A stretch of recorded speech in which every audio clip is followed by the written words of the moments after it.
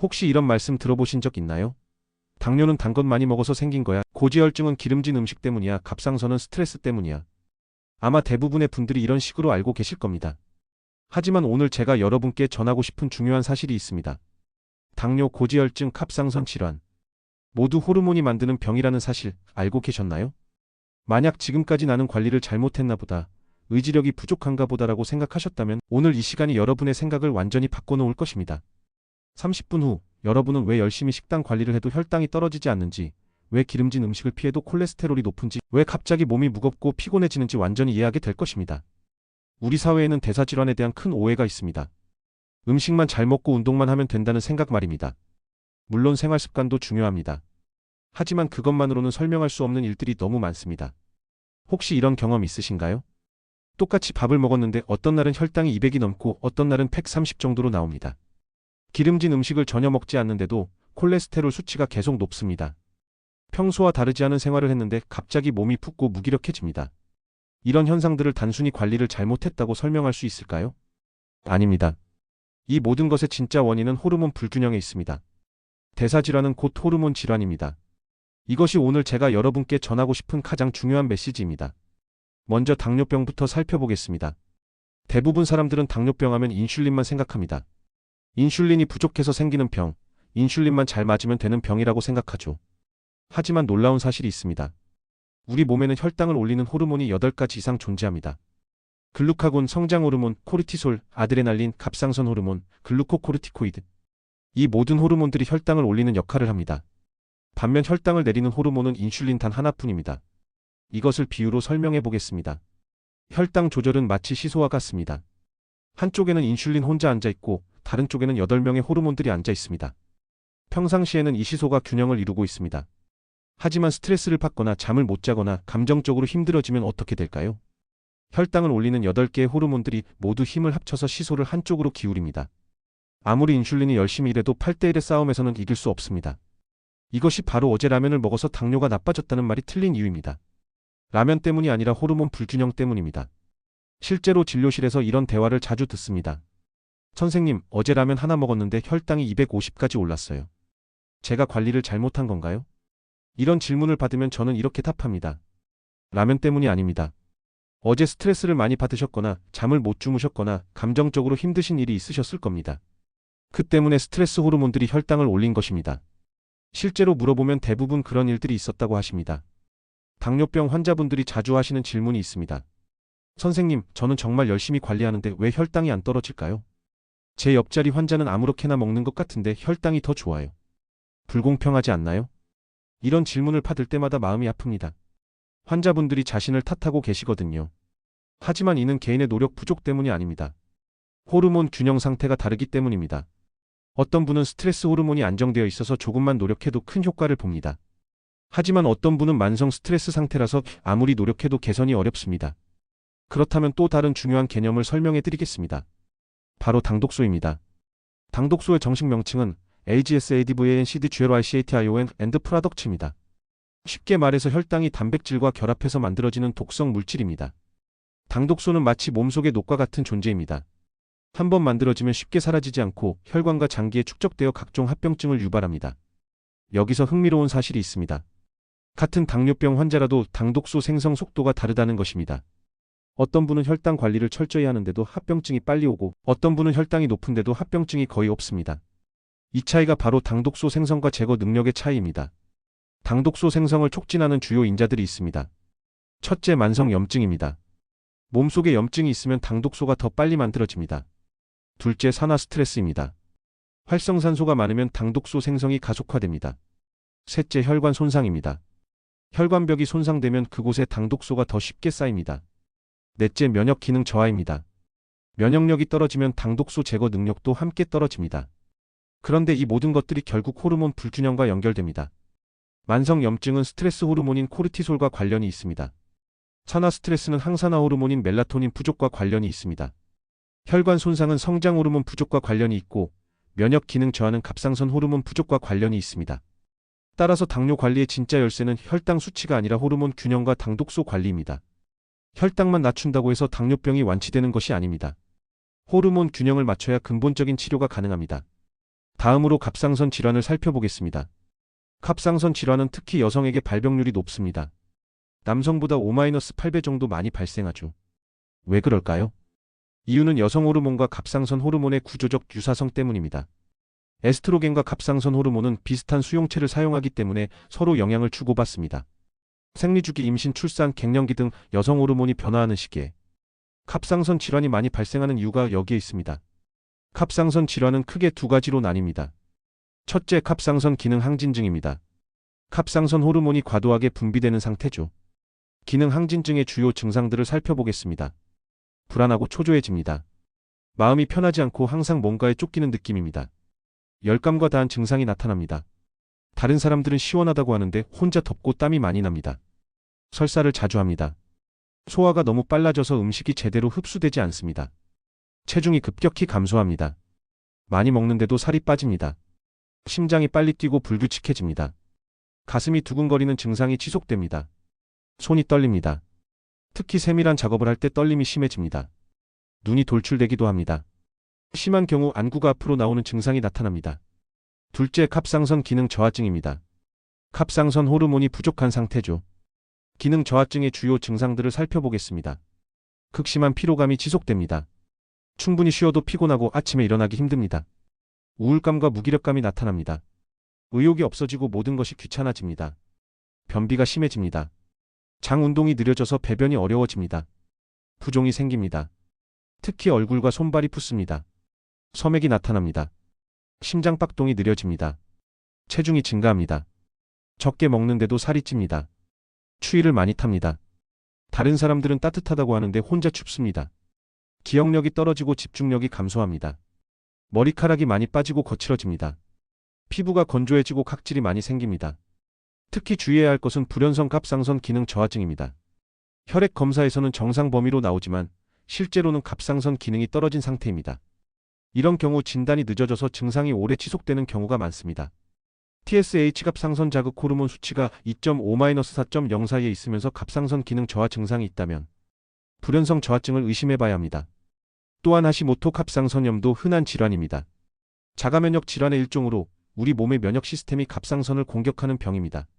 하시모토 갑상선염의 초기 증상들을 알아두시면 도움이 됩니다. 아침에 얼굴이 많이 붓습니다. 특히 눈 주변이 부어서 인상이 달라 보입니다. 손발이 차고 저립니다. 혈액순환이 잘 안 되는 느낌입니다. 목소리가 쉽게 쉬고 거칠어집니다. 관절이 아프고 근육이 뻣뻣해집니다. 많은 분들이 이런 증상들을 단순히 갱년기 때문이라고 생각하고 넘어가는 경우가 많습니다. 하지만 이는 갑상선 호르몬 불균형의 신호일 수 있습니다. 갱년기 증상과 갑상선 기능 저하 증상은 매우 유사합니다. 따라서 정확한 진단을 위해서는 갑상선 기능 검사가 필요합니다. 갑상선 질환의 치료도 단순히 호르몬 수치만 맞추는 것이 아닙니다. 전체적인 호르몬 균형을 고려해야 합니다. 갑상선 호르몬은 다른 호르몬들과 복잡하게 상호작용합니다. 부신 호르몬, 성호르몬, 성장 호르몬 등과 밀접한 관련이 있습니다. 따라서 갑상선 치료를 할 때는 이런 다른 호르몬들의 상태도 함께 점검하고 관리해야 효과적입니다. 다음으로 고지혈증을 살펴보겠습니다. 고지혈증에 대한 가장 큰 오해가 있습니다. 기름진 음식을 많이 먹어서 생긴다는 생각입니다. 하지만 놀라운 사실이 있습니다. 우리가 음식으로 섭취하는 콜레스테롤은 전체의 30%에 불과합니다. 나머지 70%는 우리 몸에서 직접 합성됩니다. 그렇다면 몸에서 콜레스테롤을 많이 만드는 이유는 무엇일까요? 바로 호르몬 불균형 때문입니다. 콜레스테롤 합성을 증가시키는 주요 호르몬들이 있습니다. 첫째, 스트레스 호르몬인 코르티솔입니다. 만성 스트레스 상태에서는 콜레스테롤 생산이 크게 증가합니다. 둘째, 인슐린 저항성입니다. 인슐린이 제대로 작용하지 못하면 간에서 콜레스테롤 합성이 증가합니다. 셋째, 갑상선 기능 저하입니다. 갑상선 호르몬이 부족하면 콜레스테롤 대사가 느려져서 혈중 농도가 높아집니다. 넷째, 성호르몬 부족입니다. 특히 여성의 경우 에스트로겐이 감소하면 콜레스테롤 수치가 상승합니다. 다섯째, 성장 호르몬 부족입니다. 성장 호르몬은 지방 대사를 촉진하는데 부족하면 콜레스테롤 수치가 올라갑니다. 이것이 바로 기름진 음식을 전혀 먹지 않는데도 콜레스테롤이 높다는 현상의 원인입니다. 실제로 순수한 채식주의자들 중에도 고콜레스테롤 혈증 환자들이 있습니다. 또한 아무리 식단 조절을 해도 콜레스테롤이 200에서 140 이하로 떨어지지 않는 경우가 많습니다. 이는 음식 때문이 아니라 호르몬 조절의 문제이기 때문입니다. 실제 사례를 하나 말씀드리겠습니다. 50대 여성 환자분이셨습니다. 10년째 채식만 하고 계셨는데 콜레스테롤이 280을 넘었습니다. 선생님, 저는 고기를 전혀 먹지 않는데 왜 콜레스테롤이 이렇게 높을까요? 제가 뭘 잘못하고 있는 건가요? 검사 결과 갑상선 기능이 저하되어 있었고 갱년기로 인한 에스트로겐 감소도 있었습니다. 또한 만성 스트레스로 인한 코르티솔 상승도 확인되었습니다. 갑상선 호르몬 보충과 스트레스 관리 그리고 호르몬 균형 개선 치료를 시행한 결과 6개월 후 콜레스테롤이 180까지 떨어졌습니다.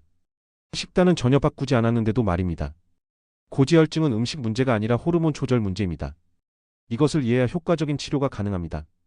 콜레스테롤을 낮추는 약물들도 대부분 호르몬 작용을 조절하는 방식으로 작동합니다. 스타틴 계열 약물은 HMG-CoA 리덕타제라는 효소를 억제해서 콜레스테롤 합성을 줄입니다. 이 효소는 호르몬 신호에 의해 조절됩니다.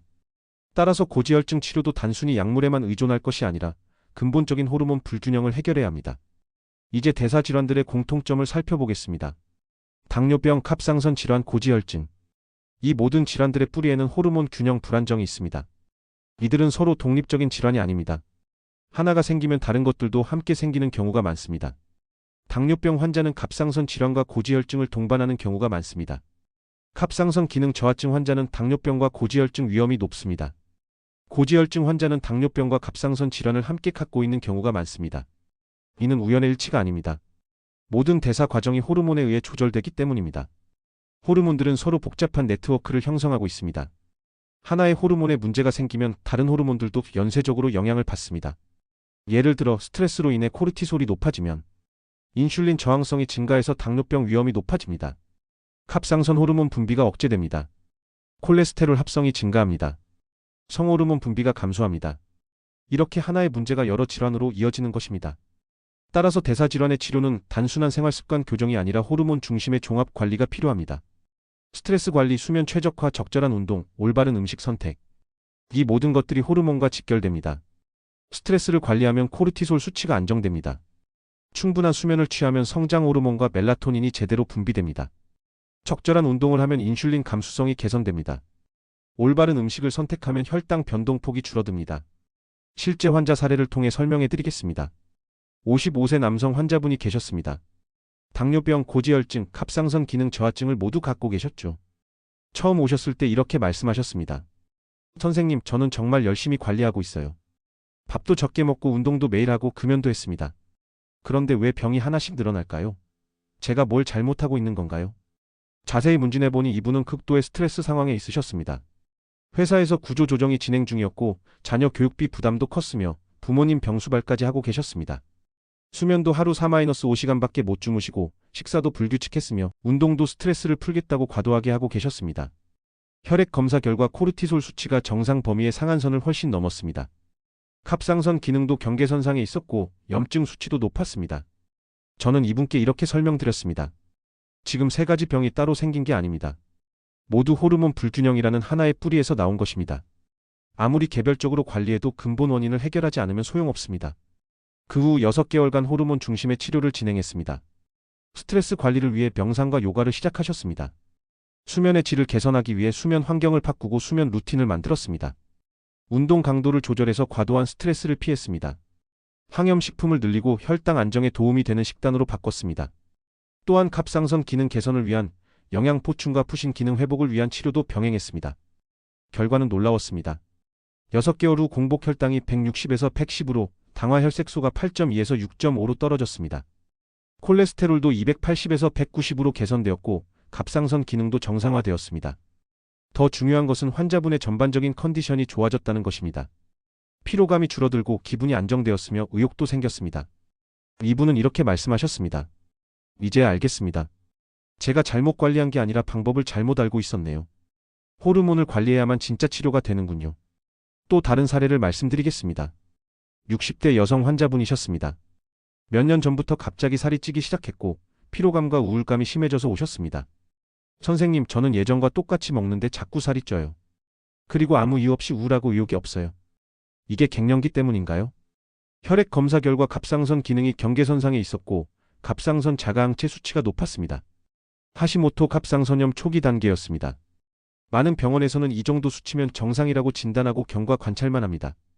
하지만 환자의 증상과 전체적인 호르몬 균형을 고려하면 치료가 필요한 상태였습니다.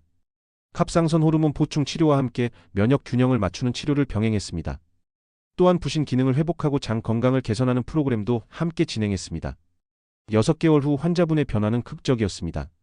체중이 7kg 감소했고 피로감과 우울감이 크게 개선되었습니다. 무엇보다 예전의 활력을 되찾았다고 하셨습니다. 이런 사례들을 통해 알 수 있는 것은 대사질환의 치료에서 가장 중요한 것은 호르몬 균형이라는 점입니다. 증상만 보고 치료하는 것이 아니라 근본 원인인 호르몬 불균형을 해결해야 진정한 치료가 가능합니다. 또 다른 중요한 개념을 설명해 드리겠습니다. 바로 병의 그림자와 불씨에 대한 이야기입니다. 우리가 일반적으로 보는 검사 수치들 마이너스 혈당, 콜레스테롤, 갑상선 호르몬 수치 등은 사실 병의 그림자에 불과합니다. 진짜 중요한 것은 병의 불씨입니다. 호르몬 불균형이 바로 그 불씨입니다. 그림자만 보고 치료하면 일시적인 개선은 있을 수 있지만 근본적인 해결은 어렵습니다. 불씨가 남아있기 때문에 언제든 다시 타오를 수 있습니다. 반면 불씨를 꺼뜨리면 그림자는 자연스럽게 사라집니다. 호르몬 균형을 맞추면 검사 수치들도 자연스럽게 정상화됩니다. 이것이 바로 왜 어떤 사람은 약을 먹어도 효과가 없고 어떤 사람은 생활 습관만 바꿔도 좋아지는가의 답입니다.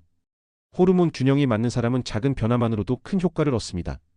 하지만 호르몬 불균형이 심한 사람은 아무리 노력해도 개선이 어렵습니다. 따라서 대사질환 치료의 핵심은 호르몬 균형 회복입니다. 그렇다면 어떻게 호르몬 균형을 회복할 수 있을까요? 첫째, 스트레스를 관리하세요. 만성 스트레스는 모든 호르몬 균형을 깨뜨리는 주범입니다. 명상, 요가, 심호흡, 산책 등 자신에게 맞는 스트레스 해소법을 찾으세요. 하루 10분이라도 스트레스 관리를 위한 시간을 만드세요. 둘째, 충분한 수면을 취하세요. 수면 중에 대부분의 호르몬이 분비되고 조절됩니다. 7-8시간의 양질의 수면이 호르몬 균형에 필수적입니다. 수면 환경을 개선하고 규칙적인 수면 패턴을 유지하세요. 셋째, 규칙적인 운동을 하세요. 하지만 과도한 운동은 오히려 스트레스 호르몬을 증가시킬 수 있으니 적절한 강도를 유지하세요. 주 3-4회, 30-40분 정도의 중강도 운동이 이상적입니다. 걷기, 수영, 자전거 타기 같은 유산소 운동과 가벼운 근력 운동을 병행하세요. 넷째, 균형 잡힌 영양을 섭취하세요. 특히 오메가-3 지방산, 항산화 영양소, 섬유질이 풍부한 음식들이 호르몬 균형에 도움이 됩니다. 가공식품과 정제당을 피하고 자연 그대로의 음식을 선택하세요. 혈당 급상승을 막기 위해 식사 순서도 중요합니다. 채소 단백질 탄수화물 순으로 드세요. 다섯째, 충분한 수분을 섭취하세요. 탈수는 스트레스 호르몬 분비를 증가시킵니다. 하루 2리터 정도의 깨끗한 물을 마시는 것이 좋습니다. 카페인과 알코올은 탈수를 유발하므로 적당히 드세요. 여섯째, 자연광을 충분히 받으세요. 햇볕은 비타민 D 합성뿐만 아니라 호르몬 리듬 조절에도 중요합니다. 하루 30분 이상 야외 활동을 하세요. 특히 아침 햇살을 받으면 멜라토닌 코르티솔 리듬이 정상화됩니다. 일곱째, 사회적 관계를 유지하세요. 긍정적인 인간관계는 옥시토신과 같은 행복 호르몬 분비를 촉진합니다. 가족, 친구들과의 시간을 소중히 하세요. 혼자만의 시간도 필요하지만 적절한 사회적 교류도 호르몬 균형에 중요합니다. 여덟째, 톡소 노출을 줄이세요. 환경 톡소들은 내분 비계를 교란시켜 호르몬 균형을 깨뜨립니다. 플라스틱 사용을 줄이고 유기농 식품을 선택하며 화학세제 사용을 최소화하세요. 실내 공기질도 관리하세요. 아홉째, 정기적인 검진을 받으세요. 호르몬 수치를 정기적으로 점검해서 불균형을 조기에 발견하고 교정하세요. 단순히 혈당, 콜레스테롤만 체크하는 것이 아니라 갑상선 기능, 부신 기능, 성호르몬 수치도 함께 확인하세요. 열째, 필요하다면 전문가의 도움을 받으세요. 심각한 호르몬 불균형은 혼자 해결하기 어려울 수 있습니다. 기능의학 전문의나 호르몬 전문의의 도움을 받아 개인 맞춤형 치료를 받는 것도 좋은 방법입니다. 이런 노력들을 통해 호르몬 균형을 회복하면 대사질환들도 자연스럽게 개선됩니다. 중요한 것은 이 모든 변화가 하루아침에 일어나지 않는다는 것입니다. 호르몬 균형을 회복하는 데는 시간이 필요합니다. 보통 3-6개월의 꾸준한 노력이 필요하며 완전한 회복까지는 1-2년이 걸릴 수도 있습니다. 하지만 작은 변화들은 2-3주 내에도 느낄 수 있습니다. 에너지가 늘어나고 기분이 안정되며 수면의 질이 좋아지는 것을 경험하게 될 것입니다.